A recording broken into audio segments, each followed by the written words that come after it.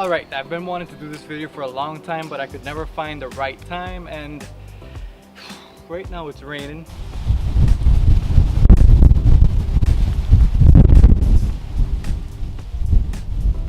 Not the best time either, but let's do it. Let's talk about depression.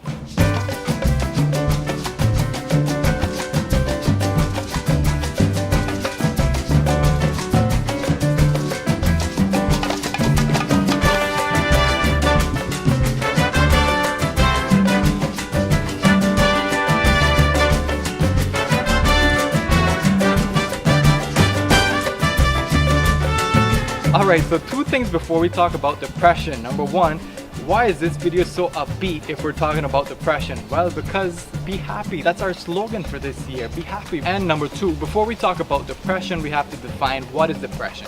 Alright, so what a common misconception about depression is that when everything is going bad in your life, then you are sad.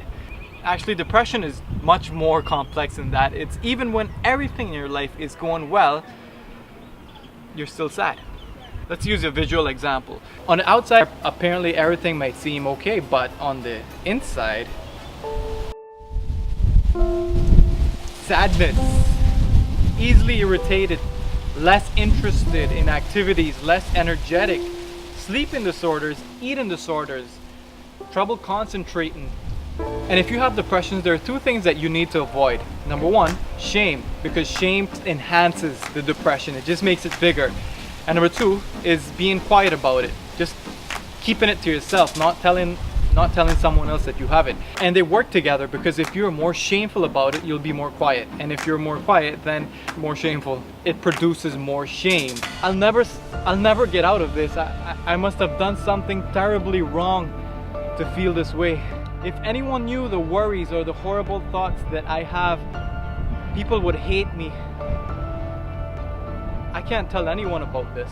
Alright, so because depression is such a big topic and it's so complex to address, that's why the video is not how to get rid of depression, it's actually how to deal with depression. Alright, so then how do we deal with depression?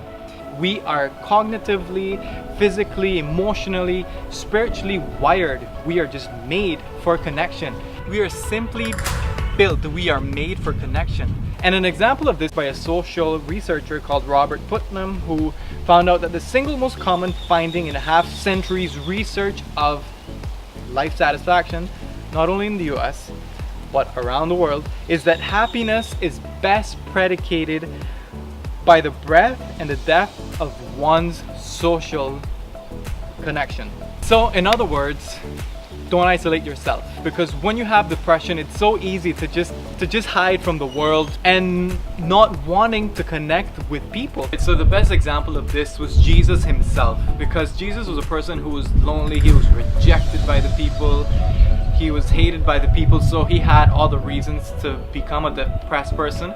But Jesus chose a small group, a group for connection, his 12 disciples, and even though he was surrounded by thousands of people, by multitudes, notice that these people would come and go. And I think that's important, because even though you may know a lot of people, that doesn't mean that you are connecting. The only time that Jesus would isolate himself was when he went to pray. Connectedness is not the same as knowing a lot of people. So what is important is for you to not isolate yourself, to connect with people, to have deep and meaningful relationships with others, simply for the fact that you are wired for connection.